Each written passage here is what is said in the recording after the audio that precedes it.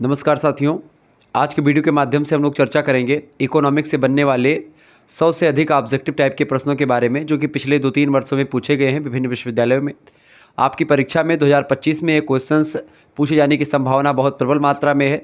यानी यह वीडियो अगर आप अंत तक देख लेंगे तो आपका कॉन्फिडेंस लेवल यहाँ होगा, बहुत हाई होगा, और परीक्षा में जब आप बैठेंगे तो आपको एक प्रकार से लगेगा कि हाँ, यही हमने एक प्रकार से जो पढ़ा था यही क्वेश्चंस हमारे परीक्षा में आ चुके हैं। ठीक है, आप किसी भी विश्वविद्यालय से हैं, आपकी परीक्षा अगर ऑब्जेक्टिव हो रही है तो यह लेक्चर आपके लिए रामबाण का काम करेगा। एक ऐसे टॉनिक के रूप में आप इसको ग्रहण करें जो एक प्रकार से आपके समस्त जो है जितने भी रोग हैं सबको ख़त्म कर देगा। पढ़ाई से रिलेटेड इकोनॉमिक्स से बनने वाले उन समस्त प्रश्नों को इसमें समाहित किया गया है जो कि एक प्रकार से प्रीवियस ईयर क्वेश्चन पेपर में विभिन्न विश्वविद्यालय में पूछे गए थे। ऐसे एक आध दो मॉडल पेपर और मैं दे दूंगा, बाकी एक प्रकार से आपका विधिवत तैयारी होती रहेगी। ठीक है, तो चिंता नहीं करनी है। आपको मॉडल पेपर, महासंग्राम रिवीजन क्लास और मैराथन क्लास जो ये सब आएगी, इसी पर आपको फोकस करना है। ये आपके लिए बहुत बेस्ट होते हैं और बहुत ही मेहनत करके ये लेक्चर बनाया जाता है। तो जितने भी लोग हमारे साथ जुड़ चुके हैं सभी लोग वीडियो को शेयर कर दीजिएगा फटाफट से। Good evening all of you, सभी को एक प्रकार से जय माता दी, गुड इवनिंग।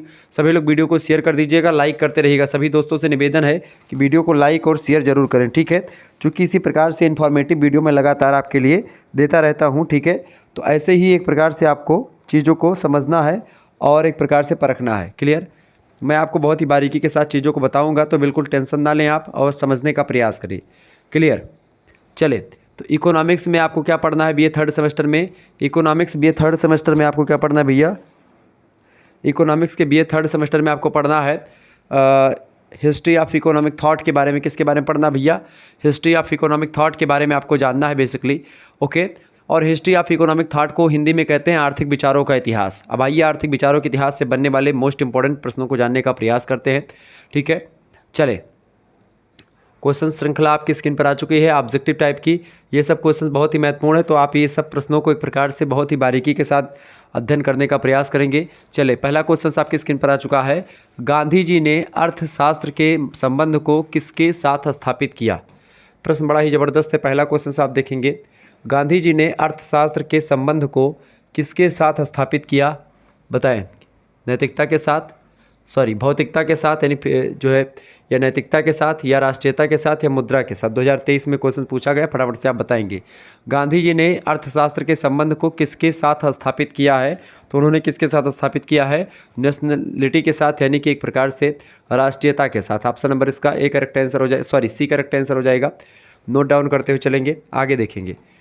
अगला क्वेश्चन आपकी स्क्रीन पर आ चुका है, फटाफट से आप देखिएगा। प्रश्न अगला आपकी स्क्रीन पर आ चुका है। दूसरा नंबर क्वेश्चन है, मोस्ट इंपॉर्टेंट प्रश्न है, द प्रॉब्लम ऑफ रूपी। ये प्रश्न 2022 में भी आया था, 2023 में और 2024 में भी एक प्रकार से प्रश्न पूछा गया है। 25 में आने की संभावना बहुत प्रबल मात्रा में है। द प्रॉब्लम ऑफ रूपी पर निम्नलिखित में से किसने शोध किया है, यानी रिसर्च किसने करी है? अमर्त्य सेन ने, या जगदीश भगवती जी ने, या दीनदयाल उपाध्याय जी ने, या बी आर अम्बेडकर जी ने? बताएं। दी प्रॉब्लम ऑफ रूपी, दी प्रॉब्लम ऑफ रूपी पर काम किसने किया है? डॉक्टर भीमराव अंबेडकर ने काम किया है। किसने किया है? डॉक्टर भीमराव अंबेडकर। ठीक है, बी आर अम्बेडकर, बाबा साहेब भीमराव अंबेडकर। आगे देखेंगे, तीसरा नंबर क्वेश्चन है, आर.सी. दत्त। ये सब एक प्रकार से भारतीय अर्थशास्त्री हैं। आर.सी. दत्त हो गए, अमर्त्य सेन हो गए, दीनदयाल उपाध्याय, जगदीश भगवती, बी आर अम्बेडकर। ये सब एक प्रकार से ये सब ऐसे विद्वान हैं भारत में जिन्होंने आर्थिक तंत्र पर भी अपने विचार दिए हैं। इसीलिए एक प्रकार से हिस्ट्री ऑफ इकोनॉमिक थॉट में हम कुछ भारतीय विचारकों के बारे में भी जानते हैं। आर.सी. दत्त के अनुसार ब्रिटिश सरकार या ब्रिटिश काल में भारत की निर्धनता का क्या कारण था? मैंने इनके कई कारणों के बारे में बताया था। आपने देखा होगा जब महासंग्राम रिवीजन क्लास में दे रहा था उसमें मैंने विस्तार चर्चा करी थी। तो आर.सी. दत्त ने ब्रिटिश काल में जो भारत में निर्धनता थी उसके कई कारण बताए हैं। 2023 में एक प्रश्न पूछा गया था जिसमें एक प्रकार से खेती की दुर्दशा, बिल्कुल कुटीर उद्योगों का विनाश हो चुका था, यानी जो उद्योग हाथों से हो रहा था उस उद्योगों को नष्ट कर दिया गया। जो हाथों से काम हो रहा था वो सारी काम मशीनें करने लगती हैं, बेरोजगारी फैल जाती है। जो काम पुराना काम था भारत के लोगों का वो काम एक प्रकार से ख़त्म कर दिया जाता है और नए नए प्रकार के खेती करवाई जाती है, नील की खेती या अन्य प्रकार की खेती करवाई जाती है जो उनको लगता है। अधिक और कष्टदायी भूमि कर भी हो गया था, यानी भूमि कर यानी जो लैंड टैक्सेस थे वो बढ़ा दिए गए और कष्टदायी होते थे। जनता को चूँकि एक प्रकार जो किसान थे उनको एक प्रकार से प्रॉफिट नहीं हो रहा था, केवल लॉस ही हो रहा था। ठीक है, तो इस वजह से आप देखेंगे तो खेती की दुर्दशा, कुटीर उद्योगों का विनाश, अधिक और कष्टदायी भूमि कर, ये सभी कारण रहे ब्रिटिश काल में निर्धनता की। ठीक है, डी ऑप्शन लगा देंगे, इनमें से सभी इसका राइट आंसर होगा। आगे देखेंगे, अगला प्रश्न आपसे पूछा गया था, फटाफट से आप देखने का प्रयास करेंगे। इंपॉर्टेंट क्वेश्चन है भैया। प्रश्न है poverty and un British rule in India. ये पुस्तक बड़ी फेमस है। 2017-18 में भी आप जाएंगे तो ये क्वेश्चन लगातार पूछा गया विभिन्न विश्वविद्यालय में। ठीक है, 2023 में भी आ चुका है प्रश्न, poverty and un British rule in India. ये पुस्तक बड़ी फेमस पुस्तक है। इस पुस्तक को आप लिख दीजिए, किसने लिखा भैया? इस पुस्तक को लिखा है दादा भाई नौरोजी ने। किसने लिखा है? दादा भाई नौरोजी की ये बड़ी फेमस पुस्तक है। ये पुस्तक इनकी विश्व प्रसिद्ध पुस्तकों में से एक मानी जाती है, दादा भाई नौरोजी की। बड़े फेमस एक प्रकार से विद्वान है दादा भाई नौरोजी। ठीक है, ये बात आप ध्यान रखेंगे। तो इनकी पुस्तक ये परीक्षा में लगातार प्रश्न पूछा गया है, तो आप इसको एक प्रकार से बहुत ध्यान से इन प्रश्नों को ध्यान से सुनिएगा। Poverty and un British rule in India पुस्तक के लेखक कौन है? दादा भाई नौरोजी। याद कर लीजिएगा क्वेश्चंस। अगला क्वेश्चन है, भारत का आर्थिक इतिहास यानी कि हिस्ट्री ऑफ इकोनॉमिक थॉट, ये पुस्तक किसने लिखा है? 2023 में पुस्तक एक 2023 में क्वेश्चन पूछा गया था। बताएं, भारत का आर्थिक इतिहास पुस्तक किसने लिखी है? यानी हिस्ट्री ऑफ इकोनॉमिक था, मतलब कि हिस्ट्री जो है हिस्ट्री ऑफ इकोनॉमिक इंडिया, या एक प्रकार से मतलब ऑफ इंडिया। ठीक है, इकोनॉमिक्स ऑफ इंडिया। किसने लिखी पुस्तक? तो आर.सी. दत्ता ने लिखी है। किसने लिखी है? आर.सी. दत्ता ने लिखी है। भारत का आर्थिक इतिहास नाम से पुस्तक लिखी है। 2023 में क्वेश्चन पूछा भी गया है। क्लियर। आगे बढ़ते हैं और भी प्रश्नों को जानने का प्रयास करते हैं। अगला प्रश्न आपकी स्क्रीन पर आ चुका है, सभी लोग देखिएगा। प्रश्न है, सप्त क्रांतियों के सिद्धांत का प्रतिपादन किसने किया था? सप्त क्रांति का सिद्धांत का प्रतिपादन किसने किया था? 2023-24 में प्रश्न पूछा गया है। कई विश्वविद्यालयों में प्रश्न आया हुआ है। सप्त क्रांतियों के सिद्धांत का प्रतिपादन किसने किया भैया? बिल्कुल डॉक्टर राम मनोहर लोहिया ने, R.M. लोहिया ने, डॉक्टर राम मनोहर लोहिया ने किया था। ऑप्शन नंबर इसका ए करेक्ट आंसर हो जाएगा। आगे देखेंगे, अगला प्रश्न आपकी स्क्रीन पर आ चुका है, फटाफट से आप देखेंगे। बहुत ही इंपॉर्टेंट प्रश्न है ये सब। चले, प्रश्न है, निम्नलिखित में से कौन सी पुस्तक R.M. लोहिया के द्वारा लिखी गई थी? यानी कि राम मनोहर लोहिया के द्वारा इनमें से कौन सी पुस्तक लिखी गई थी भैया? राम मनोहर लोहिया ने कौन सी पुस्तक लिखी है? Wheel of history. ठीक है, द रिपब्लिक पुस्तक के लेखक कौन है? द रिपब्लिक पुस्तक लिखा है प्लेटो ने। ठीक है, द पॉलिटिक्स पुस्तक किसने लिखा? अरस्तु ने। ठीक है, सर्वोदय की उदाहरण किसने दी? गांधी जी ने दी। क्लियर, ध्यान रखेंगे। तो व्हील ऑफ हिस्ट्री पुस्तक के लेखक कौन है भाई? व्हील ऑफ हिस्ट्री पुस्तक के लेखक कौन है? राम मनोहर लोहिया जी। ठीक है, राम मनोहर लोहिया समाजवादी थे, भारतीय समाजवादी थे, बहुत विद्वान आदमी थे राम मनोहर लोहिया। इनके नाम पर अयोध्या में यूनिवर्सिटी भी बनी हुई है। ठीक है, डॉक्टर राम मनोहर लोहिया अवध विश्वविद्यालय। क्लियर, ये बात आप ध्यान रखेंगे। अगला क्वेश्चन है, आर्थिक राष्ट्रवाद के प्रणेता कौन है? 2023 में क्वेश्चन आया, 24 में भी पूछा गया है। ठीक है, 2018 और 17 में भी ये प्रश्न आया है कई विश्वविद्यालयों में। आर्थिक राष्ट्रवाद के प्रणेता फटाफट से आप बताएंगे। तो आर्थिक राष्ट्रवाद के प्रणेता कौन है? दादा भाई नौरोजी आर्थिक राष्ट्रवाद के प्रणेता रहे हैं। ठीक है, कौन?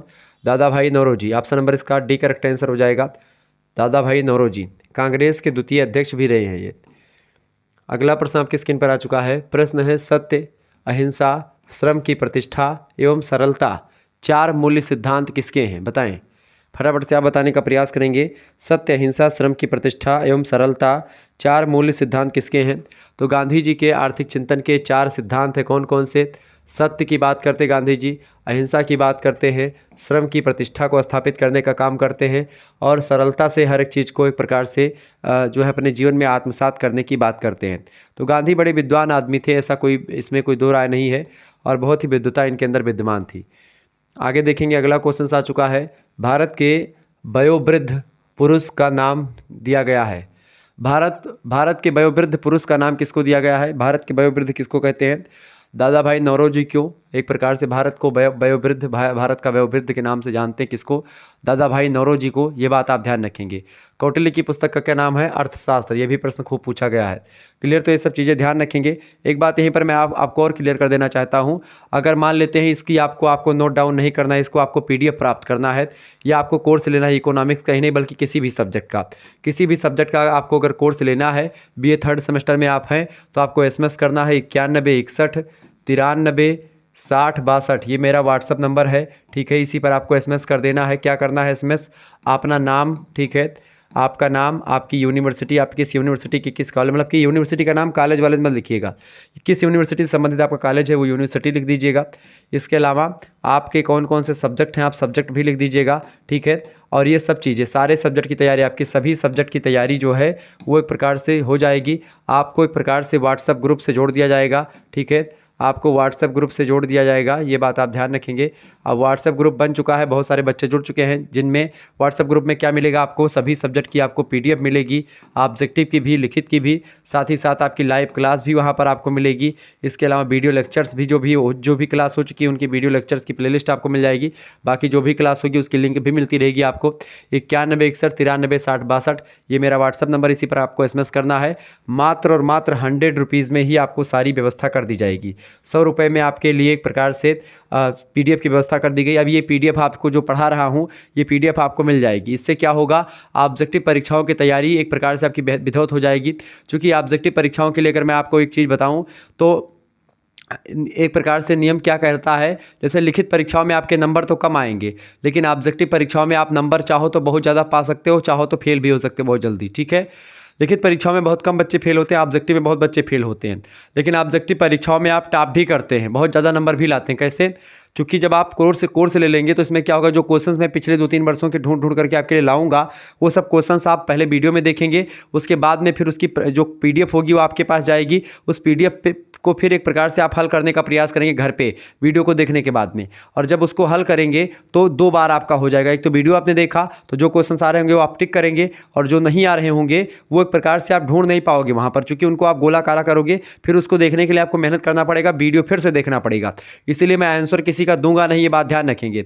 आपको एक प्रकार से आंसर वीडियो में ही देख लेना है, इसीलिए वीडियो आप मन लगा करके देखेंगे जब आपको आंसर नहीं दूंगा। नहीं तो आंसर अगर दे दिया तो आप वीडियो को एक प्रकार से मन लगा के नहीं देखोगे तो आपको समझ में चीज़ें नहीं आएंगी। यहाँ पर क्या है, चीज़ों को आपको क्लेरिफिकेशन करके समझाया जाता है। इससे क्या होगा कि आप के दिमाग में एक बार सुनेंगे, देखेंगे, 2 चीज़ें ध्यान से देखें। वीडियो देखने का फ़ायदा ये होता है कि आप एक बार आपके कानों में सुनेंगे और आप देखेंगे भी, तो 2 ज्ञान इंद्रियाँ आपकी एक्टिव होगी, और साथ ही साथ आप हृदय में समाहित करेंगे उसको, अपने मन में एक प्रकार से आपके रुकेंगे, तो कहीं ना कहीं पे आपकी 2-3 ज्ञान इंद्रियाँ काम करेंगी। जब आपकी 2-3 ज्ञान इंद्रियाँ काम करेंगी किसी चीज़ पर तो वो चीज़ें आपको दिमाग में बैठ जाती हैं। मनोवैज्ञानिक फैक्ट बता रहा हूँ मैं आपको। तो ऐसे आपकी तैयारी बहुत विधिवत हो जाएगी और आप अपनी परीक्षा में टॉप भी कर पाएंगे अगर आपने एक प्रकार से कोर्स ज्वाइन कर लिया या आपने ग्रुप में ज्वाइन हो गए। ग्रुप में ज्वाइन होने का फ़ायदा कि आपको PDF नोट्स वगैरह मिलेंगे, और आने वाले समय में जो भी क्लासेस होंगी उन सभी के PDF वगैरह आपको उसमें मिलते रहेंगे, और बहुत ही सारी एक प्रकार से इन्फॉर्मेटिव वीडियो और आपके डाउट सेशन वगैरह मिलते रहेंगे। आप हमारे से जुड़ पाएंगे, केवल इकोनॉमिक्स से नहीं बल्कि political science, history, geography, Hindi, ठीक है, संस्कृत, सभी के एक प्रकार से आपको ऐसे ही वीडियोस के PDF आपको वहाँ पर मिलते रहेंगे, और तमाम प्रकार के नोट्स प्रोवाइड करवाता रहता हूँ मैं व्हाट्सएप ग्रुप में। तो आप व्हाट्सएप ग्रुप से फटाफट से जुड़ जाएँ, SMS करें 9161 93 60 62 पर। ठीक है, धन्यवाद।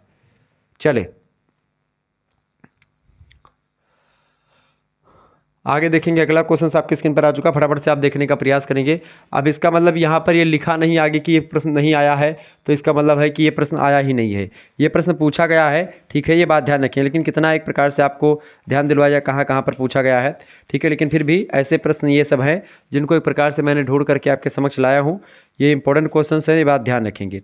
आगे देखते हैं, अगला क्वेश्चन आ चुका है, निम्नलिखित कथनों में से कौन सा कथन अरस्तु से संबंधित नहीं है, बताएं। अरस्तु से संबंधित कौन सा कथन इनमें से नहीं है, फटाफट से आप बताएंगे। तो अरस्तु से रिलेटेड कौन सा कथन नहीं भैया, सभी लोग बताइएगा। इंपॉर्टेंट क्वेश्चन इसका करेक्ट इसका क्या होगा, बताएं, फटाफट से आप बताएंगे।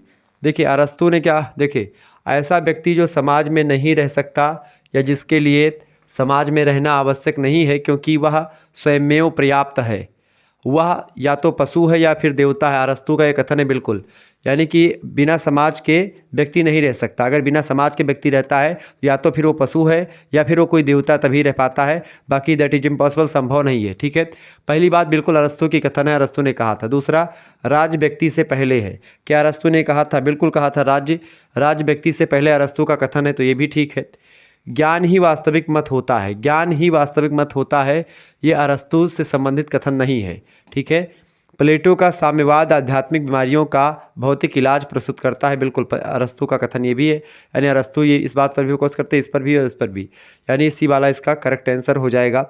यानी सी ऑप्शन जो है ये इनके कथनों में से एक कथन नहीं है। अगला क्वेश्चन आप देखेंगे, प्रश्न आपकी स्क्रीन पर आ चुका है भैया। प्रश्न क्या आ चुका है? प्रश्न आ चुका है, अरस्तु के अनुसार राज्य पर शासन करने वाले राजमर्मज्ञ में कौन सा गुण अपेक्षित होता है, बताएं। शौर्य का गुण, ज्ञान का गुण, कुशलता का गुण या तर्क बुद्धि। अरस्तु के अनुसार राज्य पर शासन करने वाले जो राजमर्मज्ञ होते हैं उन पर एक प्रकार से कौन सा गुण जो होता है अपेक्षित होता है, तो उनके पास जो है तर्क बुद्धि या तर्क शक्ति का होना बहुत ही ज़रूरी होता है। ऑप्शन नंबर इसका डी करेक्ट आंसर हो जाएगा। ठीक है, इसको 2-3 बार ध्यान से सुन लीजिएगा। अगला प्रश्न है, निम्नलिखित में से किस व्यवसाय को कौटिल्य ने सर्वाधिक महत्व प्रदान किया? किस व्यवसाय को? व्यापार को, उद्योग को, कृषि को या खनन को?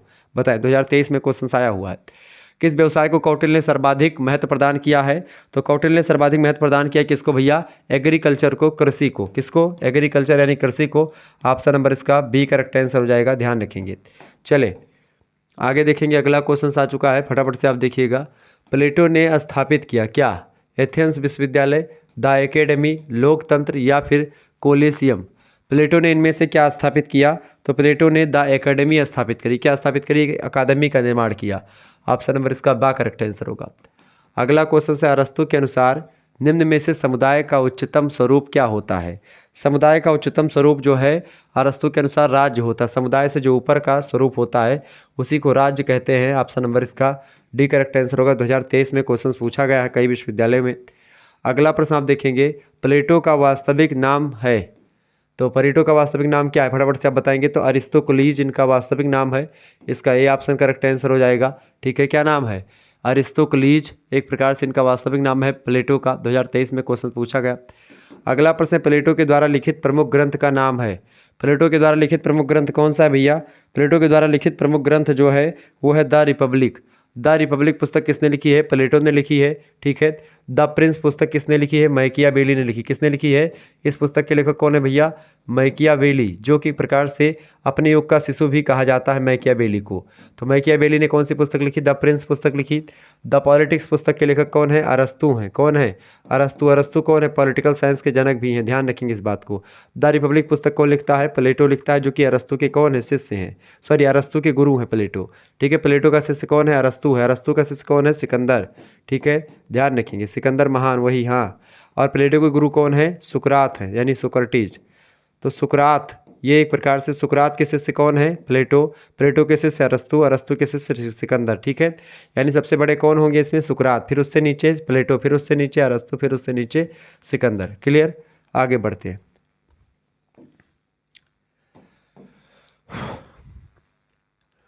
अगला प्रश्न आपकी स्क्रीन पर आ चुका है, फटाफट से आप देखेंगे। प्लेटो के गुरु कौन थे? बताएं, होमर, अरस्तु, सुकरात या सिकंदर? तो प्लेटो के गुरु कौन है भाई? सुकरात हैं प्लेटो के गुरु। ठीक है, प्लेटो के शिष्य कौन है? अरस्तु हैं, और अरस्तु का शिष्य कौन है? सिकंदर है। क्लियर, तो इसका करेक्ट आंसर क्या हो जाएगा? बी। प्लेटो के गुरु कौन थे? सुकरात जो है प्लेटो के गुरु हैं। अगला क्वेश्चन आपकी स्क्रीन पर आ चुका है, अरस्तु के अनुसार आदर्श राज्य यानी आइडियल स्टेट में या आइडियल कंट्री में जनसंख्या कितनी होनी चाहिए? 2023 में प्रश्न पूछा गया है, 100% ये प्रश्न आने वाला है आपकी बार। तो अरस्तु के अनुसार आदर्श राज्य में जनसंख्या कितनी होनी चाहिए? तो 5040 जनसंख्या लगभग एक प्रकार से अरस्तु ने कहा कि एक राज्य में लगभग 5040 लोग कम से कम होने चाहिए। ठीक है, ये बात आप ध्यान रखेंगे। आगे देखते हैं, अगला क्वेश्चन आ चुका है भाई, फटाफट से देखेंगे। प्रश्न, प्लेटो का जन्म हुआ था? प्लेटो का जन्म हुआ था कब? 430 ईसा पूर्व, 428 ईसा पूर्व, 387 ईसा पूर्व या 322 ईसा पूर्व? बताएंगे प्लेटो का जन्म कब हुआ था? 428 ईसा पूर्व में। आप सभी का बिल्कुल राइट आंसर है, जितने भी लोग आंसर दे रहे हैं सभी का बिल्कुल करेक्ट आंसर आ रहा है। बहुत बढ़िया तरीके से आप लोग आंसर दे रहे हैं, ऐसे ही एक प्रकार से आंसर देने का काम करें। बहुत बढ़िया, गुड गुड गुड गुड, बहुत बढ़िया। चले आगे बढ़ते हैं, अगला क्वेश्चन, ये सब 2023 में क्वेश्चन पूछे गए हैं। आगे देखेंगे, अगला प्रश्न आपकी स्क्रीन पर आ चुका है, साफ्टा यानी दक्षेश, साफ्टा यानी कि दक्षेश, साफ्टा और दक्षेश राष्ट्रों के बीच में एक प्रकार से के मध्य में किस विषय से संबंधित एक प्रकार से जो है मतलब क्या मतलब संबंधित है इनमें से? बताएं, साफ्टा दक्षेश राष्ट्रों के मध्य किस विषय से संबंधित है? बताएं, तो किससे संबंधित है साफ्टा भाई? फटाफट से आप बताएंगे। तो साफ्टा दक्षेश राष्ट्रों के मध्य किस विषय से संबंधित है? तो व्यापार से संबंधित है। किससे भैया? व्यापार से संबंधित है। किससे? व्यापार से। ऑप्शन नंबर इसका बी करेक्ट आंसर हो जाएगा, ये बात आप ध्यान रखेंगे। तो साफ्टा जो है वो दक्षेश राष्ट्रों के मध्य व्यापार से संबंधित है। किससे संबंधित है? व्यापार से संबंधित है। आगे बढ़ते हैं और भी चीज़ों को जानने का प्रयास करते हैं। वीडियो को शेयर कर दीजिएगा, चैनल पर अगर नए हैं तो सब्सक्राइब कर दीजिएगा। चले अगला क्वेश्चन है मॉन्ट्रिस्ट संधि का मुख्य उद्देश्य क्या है, बताएं। मॉन्ट्रिस्ट संधि जो है ये यूरोप के एकीकरण के लिए करी गई थी। किसको? यूरोप को इकट्ठा करने के लिए, यूरोप का एकीकरण करने के लिए मॉन्ट्रिस्ट संधि करी गई थी। बी ऑप्शन इसका राइट आंसर होगा। आगे देखेंगे, अगला प्रश्न आपकी स्क्रीन पर आ चुका है। सार्वजनिक क्षेत्रक बैंकों के अध्यक्षों का चयन कौन करता है? तो सार्वजनिक क्षेत्रक बैंकों के अध्यक्षों का चयन कौन करता है भैया? कौन सा बैंक करता है? तो बैंक बोर्ड ब्यूरो करता है। ठीक है, बैंक बोर्ड ब्यूरो जो होता है, BBB, ट्रिपल बी जो होता है, बैंक बोर्ड ब्यूरो, ये जो है सार्वजनिक क्षेत्रक बैंकों के अध्यक्षों का चयन करता है। नेक्स्ट क्वेश्चन से, अच्छा बैंकों का बैंक किसे कहते हैं? RBI को, रिजर्व बैंक ऑफ इंडिया को क्या बोलते हैं? रिजर्व बैंक ऑफ इंडिया को बैंकों का बैंक बोलते हैं। ठीक है, अगला क्वेश्चन आ चुका है, बाल श्रम उन्मूलन योजना का संबंध किससे है, बताएं। बाल श्रम उन्मूलन योजना का संबंध किससे है? फटाफट से आप बताने का प्रयास करेंगे। बाल श्रम उन्मूलन योजना का संबंध जो है किससे है? खतरनाक उद्योगों में लगे बाल श्रमिकों से। किससे? खतरनाक उद्योगों में लगे जो बाल श्रमिक हैं उनसे रिलेटेड है बाल श्रम उन्मूलन योजना। ऐसे बालकों को एक प्रकार से श्रम से हटाना जो कि खतरनाक काम है, खतरनाक उद्योग है, उनमें एक प्रकार से 18 वर्ष से नीचे बच्चे ना लगे। ठीक है, इसके ख़त्म करने के लिए ये योजना लाई गई। आगे देखेंगे, अगला प्रश्न आपकी स्क्रीन पर आ चुका है, फटाफट से आप देखिएगा, इम्पोर्टेंट है। प्रश्न आ चुका है, वर्तमान थोक मूल्य सूचकांक, वर्तमान मूल्य सूचकांक किसकी अध्यक्षता वाले वर्ग ने बनाया था? तो वर्तमान थोक मूल्य सूचकांक जो है ये किसकी अध्यक्षता वाले वर्ग ने बनाया था? तो डॉक्टर सी रंगराजन की एक प्रकार से अध्यक्षता वाले वर्ग ने बनाया था। C Rangarajan, doctor C Rangarajan, option number इसका ए करेक्ट आंसर हो जाएगा। आगे देखेंगे, अगला प्रश्न आपकी स्क्रीन पर आ चुका है। BA थर्ड सेमेस्टर में अगर आप हैं, इकोनॉमिक सब्जेक्ट है, तो आपके लिए लेक्चर बहुत ही महत्वपूर्ण है। अगला प्रश्न है, अच्छा आप डॉक्टर राम मनोहर मतलब कि आप डॉक्टर राम मनोहर लोहिया में माइनर पेपर देने जा रहे हैं, सिद्धार्थ यूनिवर्सिटी का माइनर हो गया, या दीनदयाल उपाध्याय गोरखपुर विश्वविद्यालय मेजर पेपर देने जा रहे हैं, तो उन सभी के लिए, इसके अलावा राजा महेंद्र प्रताप सिंह स्टेट यूनिवर्सिटी, जिनके भी परीक्षाएं आपकी बार ऑब्जेक्टिव होंगी, उन सभी के लिए लेक्चर बहुत ही महत्वपूर्ण है। क्लियर? चले, भारत में मान्यता प्राप्त शेयर बाजारों की संख्या कितनी है, बताएं। भारत में मान्यता प्राप्त शेयर बाजारों की संख्या कितनी है? तो भारत में मान्यता प्राप्त शेयर बाजार लगभग 23 के आसपास है, यानी 23, option number D right answer होगा। नेक्स्ट क्वेश्चन से, भारतीय प्रतिभूति एवं विनिमय बोर्ड की स्थापना कब की गई थी, बताएं। भारतीय प्रतिभूति और विनिमय बोर्ड की स्थापना 1988 में की गई। कब की गई? 1988 में की गई। सी ऑप्शन इसका राइट आंसर होगा। नेक्स्ट क्वेश्चन आपकी स्क्रीन पर आ चुका, फटाफट से आप देखेंगे। प्रश्न आ चुका है, भारत में हरित क्रांति किस मामले में सर्वाधिक सफल रही है? तो गेहूं और चावल के मामलों में, ऑप्शन नंबर इसका सी करेक्ट आंसर हो जाएगा। गेहूं और चावल के मामलों में हरित क्रांति सफल हुई। हरित क्रांति कब आई थी? 1967-68 के आसपास हरित क्रांति आई थी, ये बात ध्यान रखेंगे। भारत में इसके जनक कौन है? Doctor MS Swaminathan. ठीक है, डॉक्टर MS स्वामीनाथन। ठीक है, डॉक्टर MS स्वामीनाथन भारत में एक प्रकार से हरित क्रांति के जनक हैं। और विश्व स्तर पर अगर बात की जाए, यानी विश्व स्तर पर जो है हरित क्रांति के जनक कौन है? तो विश्व स्तर पर है नॉर्मन बोरलॉग। कौन है? Norman Borlaug. ठीक है, ध्यान रखेंगे, ये प्रश्न इंपॉर्टेंट है, परीक्षा में कई बार पूछा गया है। कब आई हरित क्रांति? 1967-68 के आसपास आई। भारत में हरित क्रांति के जनक कौन है? Doctor MS Swaminathan. विश्व स्तर पर भारतीय हरित क्रांति के जनक कौन है? Norman Borlaug. हरित क्रांति से लाभ किसको हुआ? गेहूं और चावल को हुआ। ठीक है, ये बात ध्यान रखेंगे। आगे देखेंगे, अगला प्रश्न आपकी स्क्रीन पर आ चुका है। आर्थिक नियोजन, इकोनॉमिकल प्लानिंग किस का विषय है, बताएं। संघ सूची का, राज्य सूची का, समवर्ती सूची का, या अवशिष्ट सूची का, बताएं। तो भारत की जो आर्थिक नियोजन होता है ये समवर्ती सूची, इस पर राज्य सरकारें और केंद्र सरकारें दोनों कानून बनाती हैं। आर्थिक नियोजन में जो राज्य सूची और संघ सूची या समवर्ती सूची जो होती है, देखिए जो काम वगैरह होता है, काम करने का या टैक्स वसूलने का, ये सब कुछ क्षेत्र होते हैं जिस पर राज्य सरकार काम करती है, कुछ पर केंद्र सरकार।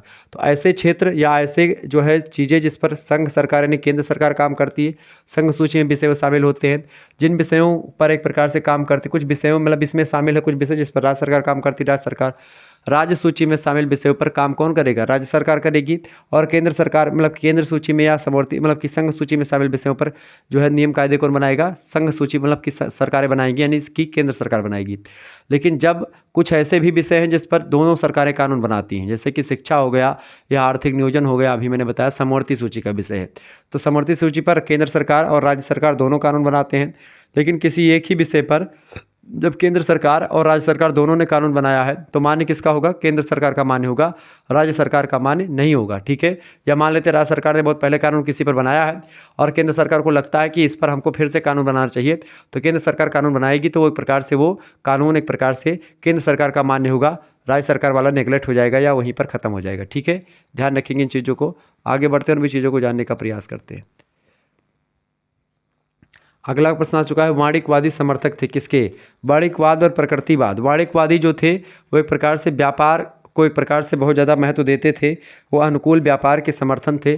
ठीक है, अनुकूल व्यापार के संतुलन के समर्थक थे वो। ठीक है, वो सोना चांदी पर विश्वास करते थे, सोना चांदी के आयात निर्यात पर विश्वास करते थे, कृषि को नेगलेक्ट करते हैं, जबकि प्रकृतिवादी कृषि को एक प्रकार से सबसे श्रेष्ठ मानते हैं। क्लियर, ये चीज़ें ध्यान रखेंगे।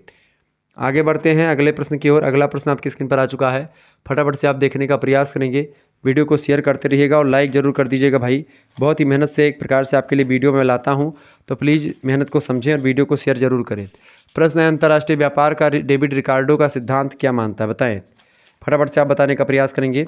अंतर्राष्ट्रीय व्यापार का रिकार्डो का सिद्धांत जो है, अंतर्राष्ट्रीय व्यापार पर जो रिकार्डो ने दिया है वह सिद्धांत मानता है, किसको मानता है? सॉरी,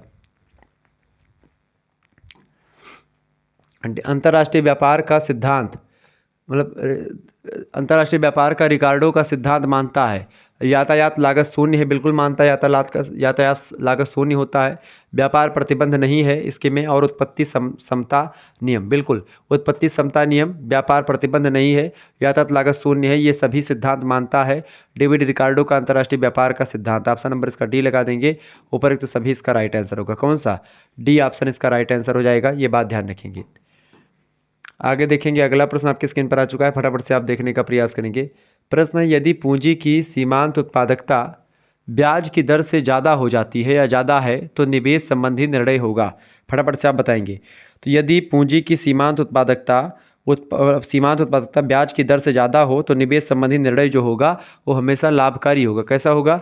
लाभकारी होगा। ठीक है, हो लाभकारी, एक प्रकार से लाभकारी होता है। 2023 में क्वेश्चन पूछा गया था और ये क्वेश्चन आपकी परीक्षा में आ सकता है, तो इसको एक प्रकार से बहुत ध्यान से देखेंगे इन चीज़ों को। अगला प्रश्न, हीरा जल विरोधाभास की विवेचना कीजिए या की गई। तो हीरा जल विरोधाभास की विवेचना किसके द्वारा की गई? हीरा जल विरोधाभास की विवेचना करी गई है एडम स्मिथ के द्वारा। किसके द्वारा?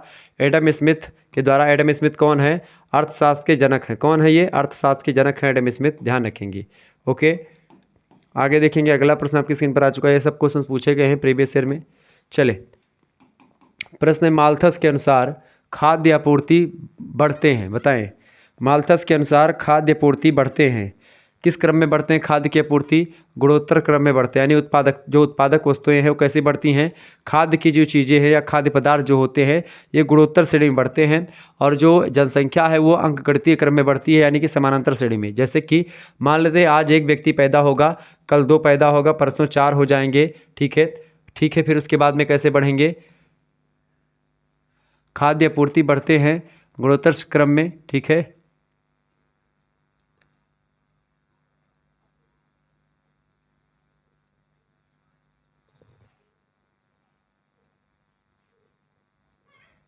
बिल्कुल इस तरीके से जनसंख्या खूब बढ़ती है और जो उत्पादकता के साधन है वो एक प्रकार से वो 1 2 3 4 5 इस तरीके से बढ़ते हैं, लेकिन जो एक प्रकार से उत्पादक के प्रोडक्ट हैं वो एक प्रकार से इस श्रेणी में बढ़ते हैं। क्लियर, ध्यान। तो इसका करेक्ट आंसर क्या हो जाएगा? C option. आगे देखते हैं, अगला क्वेश्चन आपकी स्क्रीन पर आ चुका है, फटाफट से आप देखिएगा। प्रश्न है, पूंजी समुदाय। प्रश्न क्या है? पूंजी समुदाय संरचना और लाभ की दर संबंधित है। पूंजी समुदाय संरचना और लाभ की दर किससे संबंधित है भैया? बताएं, पूंजी समुदाय संरचना और लाभ की दर किससे रिलेटेड है? धनात्मक रूप से और ऋणात्मक रूप से, दोनों से रिलेटेड है। ऑप्शन नंबर इसका सी करेक्ट आंसर हो जाएगा, ए और बी दोनों करेक्ट आंसर हैं। अगला प्रश्न आप देखेंगे, प्रश्न है, जनसंख्या नियंत्रण का उपाय है। जनसंख्या नियंत्रण का उपाय किससे है भाई? जनसंख्या नियंत्रण का उपाय इनमें से क्या है, फटाफट से आप बताएंगे। जनसंख्या नियंत्रण देखिए कब होगा, अगर युद्ध होती तो भी जनसंख्या कम होगी, भुखमरी फैलेगी तो भी लोग मर जाएंगे, बाढ़ भी आएगी तो इससे भी जनसंख्या कम हो जाती है। इसका डी ऑप्शन करेक्ट आंसर हो जाएगा। कोई नियंत्रण का ये उपाय नहीं है, ये तो भाई चीज़ें ऑटोमेटिक होने वाली हैं। प्रश्न ही थोड़ा गड़बड़ है ये, हालांकि फिर भी ठीक है, प्रश्न पूछा गया था तो इसलिए रख दिए। अगला प्रश्न, जनसंख्या के जीवन निर्वाह साधनों की अपेक्षा तीव्र गति से बढ़ने की प्रवृत्ति होती है, यह कथन दिया गया है किसके द्वारा, फटाफट से आप बताएंगे। जनसंख्या के जीवन निर्वाह साधनों की अपेक्षा तीव्र गति से बढ़ने की प्रवृत्ति होती है, यह कथन किसका है, यह कथन प्रोफेसर माल्थस का है। ठीक है, जनसंख्या के जीवन का निर्वाह जो साधन होते हैं उनकी अपेक्षा तीव्र गति से बढ़ने की प्रवृत्ति होती है जनसंख्या की। ठीक है, तो ये किसने कहा, माल्थस ने कहा, प्रोफेसर माल्थस। ठीक है, माल्थस जो है जनसंख्या विस्फोट का सिद्धांत देने वाले विद्वान हैं। अगला क्वेश्चन से, प्रकृतिवाद का अर्थ क्या होता है। प्रकृतिवाद का मतलब क्या होता है भाई, फटाफट से आप बताएंगे। प्रकृतिवाद का अर्थ होता है प्रकृति का नियम। ठीक है, प्रकृति से रिलेटेड नियम ही प्रकृतिवाद कहलाता है। एडम स्मिथ के अनुसार अर्थशास्त्र विज्ञान है किसका। एडम स्मिथ कहते हैं, जो कि अर्थशास्त्र के जनक भी हैं, ये कहते हैं कि धन जो अर्थशास्त्र है ये धन और मुद्रा दोनों का विज्ञान है। Option number C correct answer हो जाएगा, ए और बी दोनों। ठीक है, आगे देखेंगे। अगला क्वेश्चन आपकी स्क्रीन पर आ चुका है, फटाफट से आप देखेंगे। प्रश्न है, अंतर्राष्ट्रीय व्यापार के निरपेक्ष लागत सिद्धांत को विकसित किया गया किसके द्वारा, बताएं। एडम स्मिथ, रिकार्डो, मार्शल या सैमुएल्सन। तो अंतर्राष्ट्रीय व्यापार के निरपेक्ष लागत सिद्धांत को जो है विकसित किया गया किसके द्वारा, एडम स्मिथ के द्वारा। ऑप्शन नंबर इसका ए करेक्ट आंसर होगा, इंपॉर्टेंट क्वेश्चन से पूछा गया है। अगला प्रश्न है, पॉलिटिकल एरिथमेटिक पुस्तक किसके द्वारा लिखी गई है। तो पॉलिटिकल एरिथमेटिक पुस्तक जो लिखी गई है ये विलियम पेटी के द्वारा लिखी गई है। किसके द्वारा, विलियम पेटी के द्वारा। ऑप्शन नंबर इसका ए राइट आंसर हो जाएगा। आगे बढ़ते महोदय, अगला प्रश्न आपकी स्क्रीन पर आ चुका है, फटाफट से आप देखने का प्रयास करेंगे। इंपॉर्टेंट क्वेश्चन है, वीडियो को लाइक और चैनल पर अगर नए हैं तो सब्सक्राइब जरूर करते रहिएगा। चले भाई, प्रश्न आ चुका है, उपभोग संबंधी मनोवैज्ञानिक नियम दिया था किसने। उपभोग संबंधी मनोवैज्ञानिक नियम किसने दिया, फटाफट से आप लोग बताने का प्रयास करेंगे। इसका राइट आंसर क्या होने वाला है, सभी लोग बताइएगा। ऐसे ही क्वेश्चंस परीक्षा में पूछे जाएंगे। जेबी से के द्वारा दिया गया है, या जेएम कीन्स के द्वारा, या फिर जेबी मतलब कि जेसी दत्त के द्वारा, या फिर जेपी मिश्रा के द्वारा, किसके द्वारा दिया गया है, फटाफट से आप लोग बताने का प्रयास करेंगे। इसका राइट आंसर क्या होने वाला है। उपभोग संबंधी मनोवैज्ञानिक नियम किसके द्वारा दिया गया, तो उपभोग संबंधी मनोवैज्ञानिक जो नियम दिया गया है ये जेएम कीन्स के द्वारा दिया गया। किसके द्वारा भैया, जेएम कीन्स के द्वारा दिया गया है। ऑप्शन नंबर इसका बी करेक्ट आंसर होगा। जिन्होंने बी लगाया है उनका बिल्कुल राइट आंसर है। किसने किसने बी लगाया भाई, देखते हैं किसने किसने बी लगाया। बी जिसने लगाया उनका बिल्कुल राइट आंसर आ चुका है। बिल्कुल, बहुत बढ़िया तरीके से आप लोग आंसर दे रहे हैं, आपका बिल्कुल राइट आंसर है। चले आगे देखने का प्रयास करते हैं, फटाफट से वीडियो को शेयर कर दीजिएगा। वेल्थ ऑफ नेशन, लगातार इंपॉर्टेंट प्रश्न ये पूछा जाता है। प्रश्न, ये पुस्तक किसने लिखी, वेल्थ ऑफ नेशन का प्रकाशन कब हुआ। वेल्थ ऑफ नेशन पुस्तक के लेखक कौन है, आप लोग कमेंट करके इसको बताएंगे। वेल्थ ऑफ नेशन पुस्तक के लेखक कौन है, बहुत ही विद्वान व्यक्ति हैं जिन्होंने इस पुस्तक को लिखा है। वेल्थ ऑफ नेशन का प्रकाशन कब हुआ बताएंगे। वेल्थ ऑफ नेशन का प्रकाशन 1776 में हुआ, लेकिन लिखा किसने इस पुस्तक को, आप इसको बताएंगे। अगला क्वेश्चन से, कार्ल मार्क्स के दर्शन को कहा जाता है। कार्ल मार्क्स का दर्शन जो है इनमें से क्या कहा जाता है। कार्ल मार्क्स का दर्शन जो है वो कौन सा दर्शन है भैया, कार्ल मार्क्स का दर्शन है द्वंद्वात्मक भौतिकवाद। ठीक है, हीगल के द्वंद्ववाद से या हीगल के द्वंद्वात्मक भौतिकवाद से प्रभावित थे कार्ल मार्क्स। ठीक है, और इन्होंने भी द्वंद्ववाद का सिद्धांत दिया। गुरुत्वाकर्षण का नियम इनका नहीं है, गति का नियम तो न्यूटन ने दिया था, ये भी नहीं है, ये होगा नहीं। ये ऑप्शन इसका राइट आंसर होगा। अगला क्वेश्चन से, गुणक में रिसाव है। गुणक में रिसाव है करारोपण, विदेशी व्यापार में घाटा, या निष्क्रिय नकद शेषों का संचय, या उपरोक्त सभी। तो इसका राइट आंसर क्या हो जाएगा, बिल्कुल गुणों में रिसाव जो है ये सभी होते हैं, डी ऑप्शन इसका राइट आंसर होगा। अगला क्वेश्चन आपकी स्क्रीन पर आ चुका है, चलें देखें सभी लोग। प्रश्न, मंदी के खतरे के हल के लिए समुद्दीपन का सुझाव दिया था किसने, बताएं। मंदी के खतरे के हल के लिए समुद्दीपन का सुझाव किसने दिया था, प्रोफेसर पीगू ने दिया था। किसने दिया था, प्रोफेसर पीगू। बहुत ही महत्वपूर्ण प्रश्न परीक्षा में आया हुआ है, लगातार पूछा जाने वाला प्रश्न। अगला क्वेश्चन से, पूर्ति अपनी मांग स्वयं उत्पन्न कर लेती है। मोस्ट इंपॉर्टेंट क्वेश्चन, पूर्ति अपनी मांग स्वयं उत्पन्न कर लेती है किस नियम के अनुसार, बताएं। पूर्ति अपनी मांग स्वयं उत्पन्न कर लेती है, ये जेबीसी का जो बाजार मतलब व्यापार नियम था उसके द्वारा बताया गया। जेबीसी एक विद्वान है, उन्होंने कहा कि पूर्ति अपनी मांग जो होती है वो स्वयं उत्पन्न कर लेती है। क्लियर, अगर आप पूर्ति करे रहेंगे तो बाजार में माल रहेगा तो बिकेगा जरूर। ठीक है, तो ये जेबीसी का नियम व्यापार नियम कहता है। आगे देखेंगे, अगला प्रश्न आपकी स्क्रीन पर आ चुका है। प्रश्न है, अंतर्राष्ट्रीय व्यापार का पारस्परिक मांग का सिद्धांत दिया गया किसके द्वारा? अंतर्राष्ट्रीय व्यापार का पारस्परिक मांग का सिद्धांत किसके द्वारा दिया गया भैया? वो दिया गया J.S. मिल के द्वारा। किसके द्वारा? J.S. मिल के द्वारा, जॉन स्टुअर्ट मिल के द्वारा। ठीक है, आगे देखेंगे, अगला क्वेश्चन आ चुका है। द इकोनॉमिक्स ऑफ वेलफेयर पुस्तक के लेखक कौन है? मोस्ट इंपॉर्टेंट पुस्तक है। इस पुस्तक के लेखक कौन है? आप सभी लोग कमेंट करके बताओगे। तो बताएं, द इकोनॉमिक्स ऑफ वेलफेयर पुस्तक के लेखक कौन है?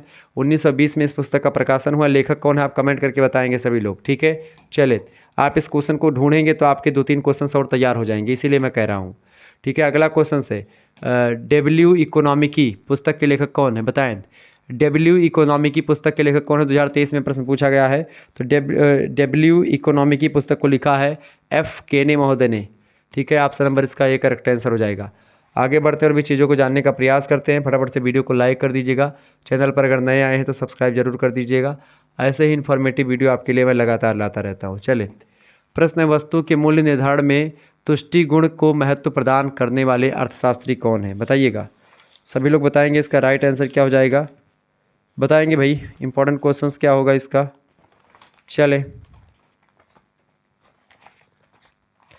वस्तु के मूल्य निर्धारण में तुष्टि गुण को महत्व प्रदान करने वाले अर्थशास्त्री इनमें से कौन से हैं? बिल्कुल राइट आंसर आपका है प्रोफेसर जेवेंस और मैंजर और वार्लस। ये तीनों व्यक्ति जो हैं, ये वस्तु के मूल्य सिद्धांत में तुष्टिगत को महत्व प्रदान करने वाले हैं।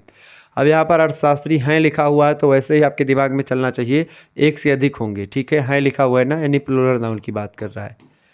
नेक्स्ट क्वेश्चन, चले, अगला प्रश्न आपकी स्क्रीन पर आ चुका है। मूल्य के मतलब वस्तु के मूल्य निर्धारण में उत्पाद लागत को महत्व प्रदान करने वाले अर्थशास्त्री कौन है? बताइएगा, सभी लोग बताने का प्रयास करेंगे इसका राइट आंसर क्या हो जाएगा। प्रश्न क्या पूछा गया आपसे?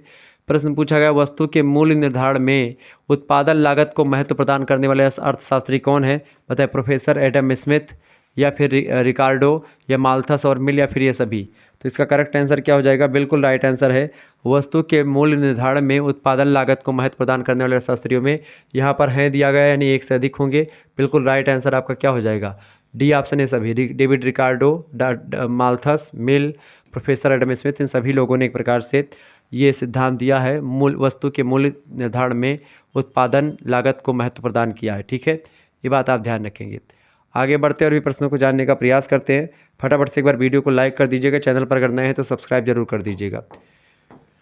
अगला क्वेश्चन आ चुका है, निम्नलिखित में से क्या मार्शल से संबंधित नहीं है? इनमें से मार्शल से संबंधित इनमें से क्या नहीं है भैया? तो विक्रय लागत की अवधारणा जो है ये मार्शल से रिलेटेड नहीं है। बाकी मांग की लोच की अवधारणा मार्शल से रिलेटेड है। सीमांत उपयोगिता की अवधारणा ये भी रिलेटेड है। आभास लगान की अवधारणा ये भी रिलेटेड है। जबकि विक्रय लागत की सिद्धांत नहीं संबंधित है। इसका राइट आंसर क्या हो जाएगा? बी ऑप्शन ही। क्लियर, आगे देखेंगे। अगला प्रश्न आ चुका है।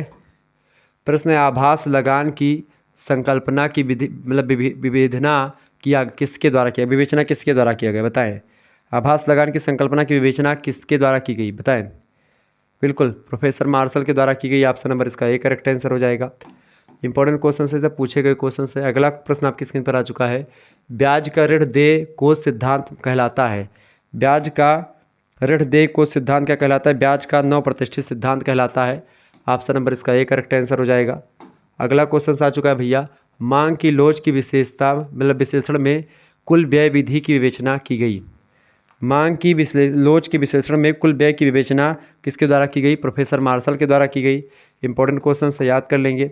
अगला प्रश्न आपके स्क्रीन पर आ चुका, कम्युनिस्ट मैनिफेस्टो किसके द्वारा लिखी गई है?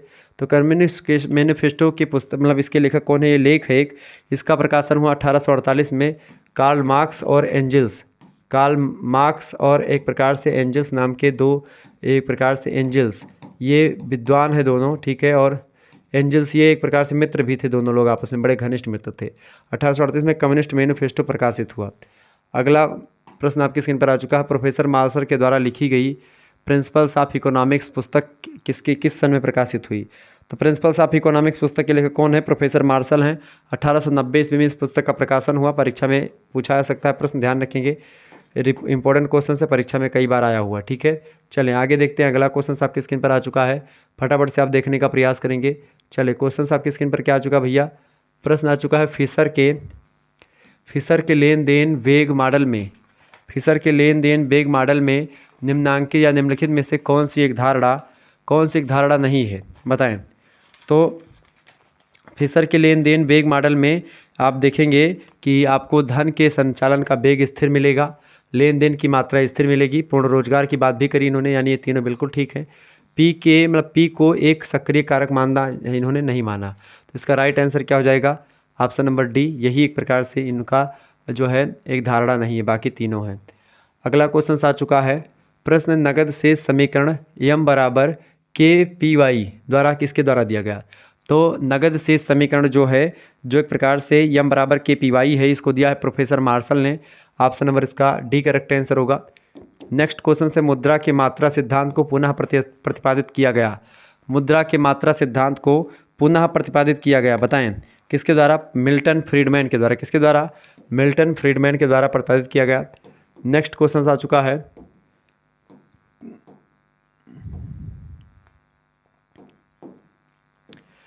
प्रश्न आ चुका है,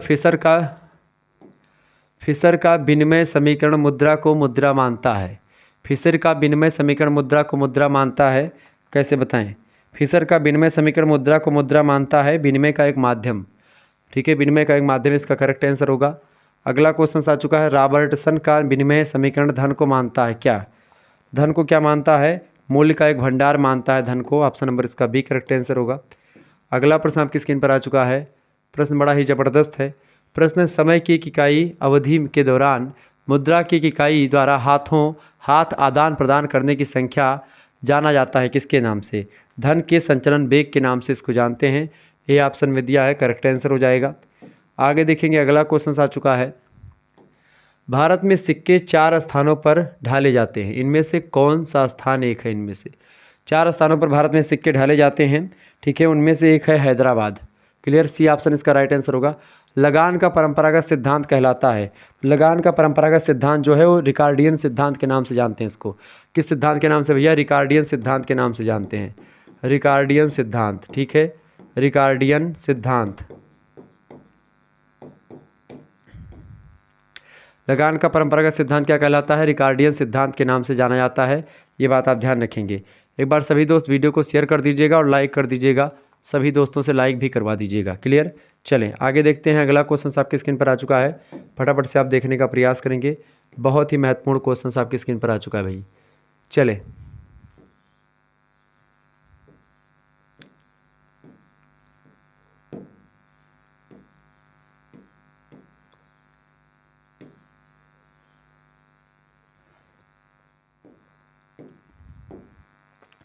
प्रश्न है, how to pay for the war. How to pay for the war पुस्तक मतलब किसने दिया, ये किसने लिखा है, सिद्धांत किसने दिया, how to pay for the वार, इसको किन्स ने दिया है। Option number A correct answer हो जाएगा इसका। अगला क्वेश्चन से, एलिमेंट्स ऑफ प्योर इकोनॉमिक्स पुस्तक बड़ी फेमस पुस्तक है, लगातार परीक्षा में प्रश्न आया है। Elements of the pure economics पुस्तक के लेखक कौन है, वालरस महोदय ने इस पुस्तक को लिखा है। किसने लिखा है, वालरस महोदय ने लिखा है। ए ऑप्शन इसका राइट आंसर हो जाएगा। आगे देखेंगे, अगला प्रश्न आपकी स्क्रीन पर आ चुका है, कुर्नो, ग्रोसेन तथा जेवंस कहलाते हैं, क्या कहलाते हैं।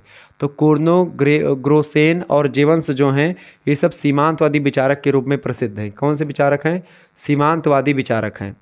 आगे देखिएगा, अगला प्रश्न आपकी स्क्रीन पर आ चुका है, सभी लोग देखेंगे। प्रश्न आ चुका है, कौन अर्थशास्त्री गणितीय विचारधारा से संबंधित है। तो कौन सी अर्थशास्त्री गणितीय विचारधारा से संबंधित है भैया, देखिए वालरस, कुर्नो और जेवंस ये सब गणितीय विचारधारा से रिलेटेड है। डी ऑप्शन इसका राइट आंसर हो जाएगा। ये सब क्वेश्चन इंपॉर्टेंट है आपकी परीक्षा की दृष्टि से। आगे देखते हैं, अगला क्वेश्चन आपकी स्क्रीन पर आ चुका है, देखिए उपभोक्ता के बचत की अवधारणा आधारित है। उपभोक्ता के बचत की अवधारणा जो है वो सीमांत उपयोगिता ह्रास मान नियम पर आधारित होती है। ऑप्शन नंबर ए में दिया है, करेक्ट आंसर हो जाएगा। अगला प्रश्न, उपयोगिता का मापक क्या है। उपयोगिता का मापक होता है यूटिल्स। क्या होता है, उपयोगिता का मापक यूटिल्स होता है। नेक्स्ट क्वेश्चन आप देखेंगे, प्रश्न 2023 में सारे क्वेश्चन पूछे गए, 24, 23, 22। मुद्रा का परिमाण सिद्धांत क्या कहलाता है। मुद्रा का परिमाण सिद्धांत जो है वो कैम्ब्रिजियन सिद्धांत के नाम से जाना जाता है। ऑप्शन नंबर इसका सी करेक्ट आंसर हो जाएगा, ठीक है। एक बात और ध्यान रखेंगे, अगर आपको कोर्स लेना है तो आप कोर्स ले सकते हैं। मात्र 100 रुपीज़ में सारी व्यवस्था कर दी गई है। सभी PDF वगैरह मिलेंगे आपको 9161 93 62 पर SMS करें और सभी सब्जेक्ट की PDF वगैरह प्राप्त करने के लिए व्हाट्सएप ग्रुप से जुड़ जाएं। आपको अपना नाम इस नंबर पर लिख करके सेंड करना है, अपनी यूनिवर्सिटी का नाम, ठीक है, और आपका सब्जेक्ट्स क्या क्या है अपने सब्जेक्ट्स का नाम भी लिख दीजिएगा। सभी सब्जेक्ट की तैयारी आपकी और विथ को करिकुलर, ठीक है, को करिकुलर की भी तैयारी मैं करवा दूंगा आपकी, ठीक है। इसमें human values and environmental studies आपका शामिल है। ये सभी की तैयारी आपकी हो जाएगी।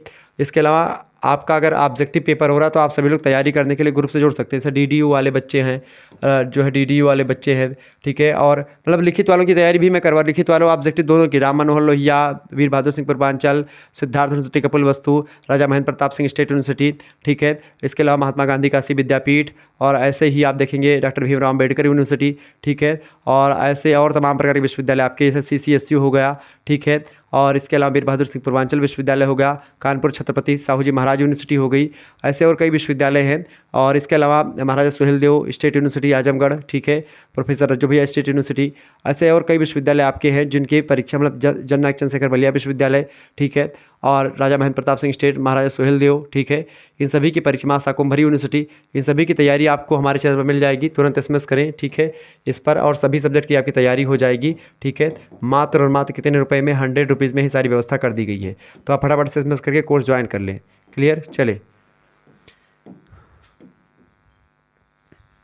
अगला क्वेश्चन आपकी स्क्रीन पर आ चुका, फटाफट से आप देखने का प्रयास करेंगे। बहुत ही महत्वपूर्ण क्वेश्चन आ चुका है आपकी परीक्षा के लिए। कौटिल्य ने, प्रश्न क्या पूछा गया है, कौटिल्य ने भूमि को कितने प्रकारों में विभाजित किया है। तो कौटिल्य ने भूमि को कितने भागों में बांटा भैया? 2 भागों में बांटा है। Option number B correct answer होगा। गांधी जी का जन्म किस राज्य में हुआ था? तो गुजरात में गांधी जी का जन्म हुआ था। किस राज्य में हुआ था भैया? गुजरात में हुआ था। गांधी जी की कल्पित अर्थव्यवस्था के केंद्र में कौन सा शहर था? तो गांधी जी के कल्पित अर्थव्यवस्था में केंद्र में कौन था भाई? गांव, जो है गांव को केंद्र में रख करके गांधी जी ने अपनी अर्थव्यवस्था के सिद्धांत दिए थे, ठीक है। अगला क्वेश्चन आ चुका है आपकी परीक्षा की दृष्टि से, मानव जीवन के दुर्भाग्य के कितने कारण बताए हैं? मानव जीवन के दुर्भाग्य के कितने कारण बताए गए हैं? 3 कारण बताए गए हैं। C option. पंडित दीनदयाल उपाध्याय का जन्म कब हुआ था? इनका जन्म हुआ था कब भैया? 25 सितंबर 1916। Option number A correct answer होगा। अगला क्वेश्चन आपकी स्क्रीन पर आ चुका, पंडित दीनदयाल उपाध्याय ने किस योजना का विश्लेषण किया? बताएं। पंडित दीनदयाल उपाध्याय योजना ने दूसरी पंचवर्षीय योजना का विश्लेषण किया। ऑप्शन नंबर इसका बी करेक्ट आंसर होगा। अगला प्रश्न है, पॉलिटिकल डायरी किसकी कृति है? पॉलिटिकल डायरी पुस्तक के लेखक कौन है? तो पंडित दीनदयाल उपाध्याय जी ही हैं। DDU यूनिवर्सिटी जो है, दीनदयाल उपाध्याय यूनिवर्सिटी, इन्हीं के नाम पर है। अगला क्वेश्चन आप देखेंगे, अगला प्रश्न आपकी स्क्रीन पर आ चुका, पंडित दीनदयाल उपाध्याय ने पूर्ण रोजगारी के लक्ष्य को महत्व देते हुए सूत्र दिया कि, क्या सूत्र दिया उन्होंने पूर्ण रोजगारी को लक्ष्य को ध्यान में रख करके? उन्होंने कहा कि हर हाथ को काम, हर हाथ खेत पानी, मतलब कि हर हाथ को काम, हर हाथ को काम, हर खेत में पानी, ये एक प्रकार से उन्होंने सूत्र दिया था। किसने? जो है दीनदयाल उपाध्याय, मतलब कि दीनदयाल उपाध्याय जी ने। अगला क्वेश्चन आपकी स्क्रीन पर आ चुका है, श्रमेव, मतलब कि सत्यमेव, मतलब कि श्रमेव जयते, सत्यमेव ने श्रमेव जयते योजना कब शुरू की गई थी? श्रमेव जयते योजना 16 अक्टूबर 2014 में शुरू की गई। ऑप्शन नंबर इसका ए करेक्ट आंसर होगा। दुर्लभता संबंधी परिभाषा किसके द्वारा दी गई? दुर्लभता संबंधी परिभाषा प्रोफेसर रॉबिन्स के द्वारा दी गई है। ऑप्शन नंबर इसका डी करेक्ट आंसर हो जाएगा। आगे देखेंगे, ये सब प्रश्न परीक्षा में बहुत पूछे जाने वाले प्रश्न हैं। अगला क्वेश्चन आ चुका है, धन संबंधी परिभाषा किसके द्वारा दी गई? बताएं। धन संबंधी परिभाषा किसके द्वारा दी गई है? तो प्रोफेसर एडम स्मिथ के द्वारा दी गई है। डी ऑप्शन इसका राइट आंसर होगा। अगला क्वेश्चन है, अर्थशास्त्र आर्थिक कल्याण का विज्ञान है, किसने कहा? अर्थशास्त्र आर्थिक कल्याण का विज्ञान है, प्रोफेसर मार्शल ने कहा। ए ऑप्शन इसका राइट आंसर हो जाएगा। अगला क्वेश्चन आपके स्क्रीन पर आ चुका है, सभी लोग देखेंगे, फटाफट से वीडियो को शेयर भी करिएगा, लाइक भी करते रहिएगा। प्रश्न आपकी स्क्रीन पर आ चुका है महोदय, प्रश्न आ चुका है भैया कि सैमुअल्सन ने किस विचारधारा के अंतर्गत परिभाषा दी है? तो सैमुअल्सन नाम के अर्थशास्त्री ने धन संबंधी विचारधारा के अंतर्गत अर्थशास्त्र की परिभाषा दी है। Option number A correct answer होगा। अगला क्वेश्चन है, सभी सुखों का एकमात्र आधार धन है, किसने कहा? तो सभी सुखों का एकमात्र आधार धन है, इस कथन को किसने कहा था? प्रोफेसर एडम स्मिथ ने कहा था। किसने कहा था? प्रोफेसर एडम स्मिथ ने कहा था, ठीक है। एडम स्मिथ ने क्या कहा था? कर लीजिए, लिख लीजिए, एडम स्मिथ, ठीक है। एडम स्मिथ ने सभी कहा कि सभी सुखों का एकमात्र आधार होता है वो है धन, ठीक है। क्लियर, ये बात ध्यान रखेंगे। जिस तरीके से आप लोगों ने जो है तमाम प्रकार के प्रश्नों को जाना, समझा और परखा, ठीक है। मिलते हैं हम इसी प्रकार से किसी अच्छे वीडियो में, मतलब कि किसी और इम्पोर्टेंट वीडियो के साथ, ठीक है। अब देखिए साल्व मॉडल पेपर, इससे पहले हम लोगों ने किसका समझा था, समाजशास्त्र का वीडियो मैंने देखा, जो कि हमारे दूसरे चैनल कोकरी मतलब कि बीए के रेकर चैनल पर पड़ा हुआ है। तो आप इस वीडियो को भी देख लीजिएगा। बीए थर्ड सेमेस्टर में सभी विश्वविद्यालयों के लिए है। SOC 2000 मतलब 201 का मतलब क्या होता है, DDU यूनिवर्सिटी में एक प्रकार से 201 पूछा था। बाकी एक प्रकार से आपका यही सब्जेक्ट सभी में है, ठीक है। यही सिलेबस आपका सभी में पूछा आता है। तो ये वीडियो आप देख लीजिएगा। बाकी और भी क्लास, जियोग्राफी का भी क्लास एक प्रकार से आपका जल्द ही आपके समक्ष आ जाएगा। हिंदी का भी जल्द ही आ जाएगा। ऐसे ही तमाम प्रकार के सब्जेक्ट की क्लासेस ऑब्जेक्टिव की मैं दे दूंगा। फिर इसके बाद फिर से लिखित चालू कर दूंगा। लिखित ऑब्जेक्टिव का क्लासेस लगातार आपकी चलती रहेंगी शुक्ला स्टडी पॉइंट पर। तो आपको जिनको भी कोर्स में ज्वाइन होना, फटाफट से 91 61 93 60 62 पर जो है SMS करके ज्वाइन हो जाएं। धन्यवाद। मिलते हैं फिर नेक्स्ट वीडियो में। तब तक के लिए जय हिंद, जय भारत। आप सभी का बहुत बहुत धन्यवाद हमारे से जुड़ने के लिए, ठीक है। वीडियो को शेयर जरूर कर दीजिएगा, क्योंकि ऐसे ही इन्फॉर्मेटिव वीडियो मैं लगातार देता रहता हूँ। ये सब क्वेश्चंस आपकी परीक्षा में जो है आपके बहुत ही काम आएंगे। और इन सभी प्रश्नों को अगर आपने अच्छे तरीके से तैयार कर लिया, निश्चित तौर पर आपको एक प्रकार से परीक्षा में एक भी प्रश्न आप छोड़ करके नहीं आओगे। सारे प्रश्न आपके हो जाएंगे, ठीक है। धन्यवाद।